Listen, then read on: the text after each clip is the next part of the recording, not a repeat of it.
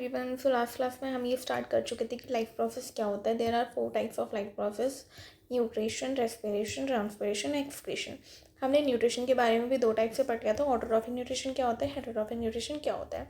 अब हम आगे थोड़ा सा पढ़ेंगे फोटोट्रॉफिक न्यूट्रिशन के बारे में। देखिए, न्यूट्रिशन इन प्लांट फोटोसिंथेसिस। अब देखो, हमें पता है कि प्लांट्स अपना जो न्यूट्रिशन है वो कैसे करते हैं, फोटो ऑटोट्रॉफिक के थ्रू, है ना। फोटोट्रॉफिक न्यूट्रिशन से करते हैं क्योंकि अपना खाना किससे बनाते हैं, लाइट एनर्जी की हेल्प से बनाते हैं। ओके, सो हम वही पढ़ेंगे कि बेसिकली प्लांट जो है वो फोटोसिंथेसिस करते हैं कैसे, है ना। फोटोसिंथेसिस क्यों नीड क्यों पड़ती है, बेसिकली अपना खाना बनाने के लिए पड़ती है, बेसिकली हमें फूड बनाने के लिए। तो इसके लिए हमें जो रॉ मटेरियल्स चाहिए होते हैं वो क्या क्या होते हैं। भैया हमें सबसे पहले कच्चा सामान चाहिए। रॉ मटेरियल्स क्या क्या इंपॉर्टेंट होते हैं। सबसे पहले हमें कार्बन डाइऑक्साइड चाहिए होती है जो कि हमें एटमॉस्फेयर से मिल जाती है। देन हमें वाटर चाहिए होता है जो कि हमें सॉइल से थ्रू मिल जाता है। और लाइट एनर्जी जो हमें सन से मिल जाती है। और क्लोरोफिल जो कि ग्रीन पिगमेंट होता है प्लांट्स के अंदर, वहाँ से मिल जाता है प्लांट्स को। ठीक है, अब हम साइट ऑफ फोटोसिंथेसिस देख लेते हैं कि मतलब फोटोसिंथेसिस के लिए कौन कौन सी साइट्स इंपॉर्टेंट होती है। क्योंकि प्लांट वो तो भाई ज़रूरी है, प्लांटिंग नहीं होगा तो कैसे बनेगा, है ना। Leaf, then mesophyll cells, chlorophyll and chloroplast. Mesophyll cell के क्या होता है, देखो आपने क्लास 9th में ना पढ़ा होगा मीजोफिल सेल के बारे में, मतलब पैरेन्काइमा सेल्स पढ़े होंगे आपने, है ना। तो कह रहे हैं कि मेसोफिल सेल ऐसे सेल्स होते हैं जिनके पास बहुत सारा क्लोरोफिल होता है। ये क्लोरोफिल सेल्स इरिचेंट पेयर पैरेन्काइमिक सेल्स, मतलब वो पैरेन्काइमिक सेल्स जिनके पास सबसे ज़्यादा क्लोरोफिल होता है, located between upper and lower epidermis. Epidermis के बारे में आप पढ़ चुके होंगे, जो आउटर लेयर होती है। ये अपर और लोअर एपिडर्मिस के बीच में होता है ना। और ये पैरेन्काइमिक सेल्स होते हैं। ओके, इतना जान लीजिए। अभी इसके अलावा आपके काम का नहीं है, ठीक है। अभी कह रहे हैं जब आप फोटोसिंथेसिस कर लेते हो तो क्या क्या बनता है, क्या क्या प्रोडक्ट मिलता है आपको, एंड प्रोडक्ट क्या होता है। थोड़ी सी ऑक्सीजन गैस मिल जाती है आपको, जो कि स्प्रेडिंग ऑफ वाटर से होती है। मतलब ये देखो, ये जो 1 सेकेंड, ये जो हमारा H2 होता है ये स्प्लिट हो जाता है हाइड्रोजन में और ऑक्सीजन में, है ना। तो ऐसे हमारी थोड़ी सी ऑक्सीजन मिलती है हमें। उसके बाद हमें वाटर मिलता है और ग्लूकोज मिलता है जो कि फूड होता है प्लांट के लिए, जो कि अगर हम स्टोर करना चाहें तो प्लांट में वो स्टोर होता है स्टार्च के उसमें, और एनिमल्स में ग्लाइकोजन के फॉर्म में, ठीक है। अब हम आगे देखते हैं इसको थोड़ा सा। अब देखिए, ये रिएक्शन होती है थोड़ी सी कि कार्बन डाइऑक्साइड वाटर के साथ मिलकर क्लोरोफिल और सनलाइट के प्रेजेंस में ग्लूकोज बनाता है, थोड़ी सी ऑक्सीजन और थोड़ा सा वाटर निकाल देता है।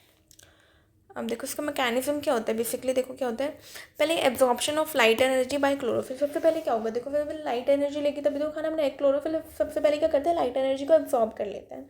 उसके बाद कन्वर्जन करते हैं उस लाइट एनर्जी का, और स्प्लिटिंग ऑफ वाटर, जो मैंने आपको बताया था कि वाटर के मॉलिक्यूल को हाइड्रोजन और ऑक्सीजन में तोड़ देते हैं। पहले लाइट एनर्जी ली सन से क्लोरोफिल ने, उसके बाद उसको केमिकल एनर्जी में कन्वर्ट किया अपने अंदर ही, और स्प्लिटिंग ऑफ वाटर के मॉलिक्यूल कर लिए। उसके बाद reduction of carbon dioxide into carbohydrate का मतलब क्या होता है, आप ये वाली रिएक्शन देखो। इसका मतलब क्या है, रिडक्शन, ये जो इसके साथ ये जो H2O टूटता है, ये देखो ये टूटेगा आपका हाइड्रोजन और ऑक्सीजन में।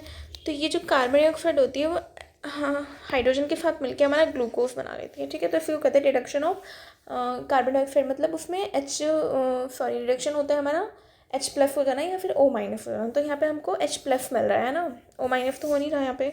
तो वही कहना चाह रहे हैं कि कार्बन डाइऑक्साइड का रिडक्शन हो जाता है और वो कार्बोहाइड्रेट बना देता है। ओके, अब नेक्स्ट स्टोमेटा के बारे में यहाँ पे थोड़ा सा बताया हुआ है, आपकी बुक में बताया हुआ है। स्टोमेटा क्या होता है, देखो टाइनी पोर्स होते हैं, टाइनी पोर्स लाइक स्ट्रक्चर होते हैं आपके जो लीफ होती है ना उसकी सरफेस पे, ठीक है। जो लीफ की सरफेस पे होते हैं टाइनी टाइनी पोर्स होते हैं। इसका देखो क्या होता है, ये इनका फंक्शन क्या होता है, ये करते हैं हेल्प करते हैं एक्सचेंज ऑफ गैसेस में, और ट्रांसपिरेशन करते हैं वाटर का, ठीक है। उसके बाद ये दे रखा है कि opening and closing of stomata pore is regulated by guard cells. देखो क्या होता है, जब हमारे पास क्या होता है, जब पानी भर जाता है, हमारी जो गार्ड सेल्स होते हैं तो क्या होते हैं, सेल्स फूल जाते हैं। जब पानी निकल जाता है तो सेल्स बंद हो जाते हैं। तो ये वही बता रखा है इन्होंने। Constitutive movement of water, movement of water के थ्रू होता है कि अंदर जैसे जैसे पानी की मूवमेंट होगी वैसे ही बंद होंगे और खुलेंगे। ओके, तो हम ये थोड़ा सा पढ़ लेते हैं यहाँ पे। अब हमने पढ़ लिया प्लांट्स में फोटोसिंथेसिस कैसे होता है। अब फोटोसिंथेसिस हम देखो बाकी प्लांट्स में तो हो जाता है, लेकिन डेजर्ट प्लांट्स में कैसे होता है, क्योंकि डेजर्ट प्लांट्स के पास क्या तो बहुत सारी धूप आ जाती है और पानी की कमी भी हो जाती है वहाँ पे। तो ये वाला इंपॉर्टेंट है, थोड़ा सा ये आ भी जाता है आपके पेपर में। देखो जो डेजर्ट प्लांट्स होते हैं ना, कैक्टस वगैरह, ये अपना जो फोटोसिंथेसिस 2 टाइप से करते हैं, डे में और नाइट में मिलाकर करते हैं। कैसे डे में क्या होता है, देखो सबसे पहले नाइट में देखते हैं। नाइट में इनके स्टोमेटा ओपन हो जाते हैं, कार्बन डाइऑक्साइड ये ले लेते हैं अपने पास और वाटर एब्जॉर्ब कर लेते हैं रूट से। ठीक है, इन्होंने कार्बन डाइऑक्साइड ली, स्टोमेटा ओपन ने कार्बन डाइऑक्साइड लिया और वाटर एब्जॉर्ब कर लिया रूट से। उसके बाद क्या करते हैं, ये एक प्रोडक्ट बनाते हैं इन सबको मिला के, जिसे मैलिक एसिड कहते हैं, जो इंटरमीडिएट प्रोडक्ट होता है। उसके बाद जैसे ही सुबह होती है तो इनके स्टोमेटा क्लोज हो जाते हैं, क्योंकि धूप होती है बहुत ज़्यादा, है ना, तो क्लोज हो जाते हैं। फिर ये क्या करते हैं, एब्जॉर्प्शन करते हैं लाइट एनर्जी का और कन्वर्जन कर लेता है उस मैलिक एसिड को ग्लूकोज में, जो कि इनका फाइनल प्रोडक्ट होता है। बस इतना सा सिंपल होता है ये, है ना, ये आपके पेपर में आ जाता है।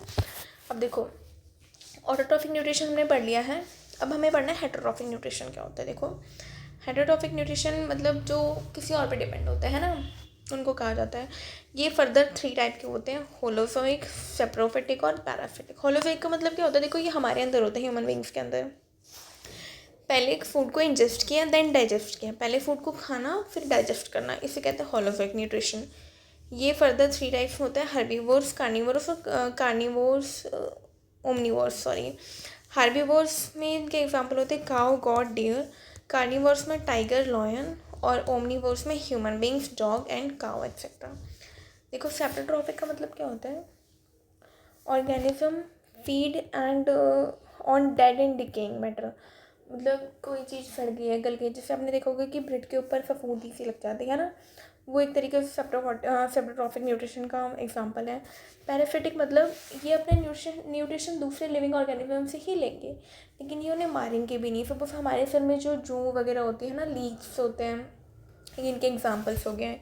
ये देखो लिखा हुआ है, derive nutrition from living organism, life, leaf, sticks वगैरह होते हैं इनके एग्जाम्पल्स, टैपवॉर्म वगैरह। सो के अब ये थोड़ा सा न्यूट्रिशन, अमीबा और पैरामीशियम है, ये इंपॉर्टेंट है बहुत ज़्यादा। ये नेक्स्ट क्लास में पढ़ते हैं हम। Okay, thank you for watching.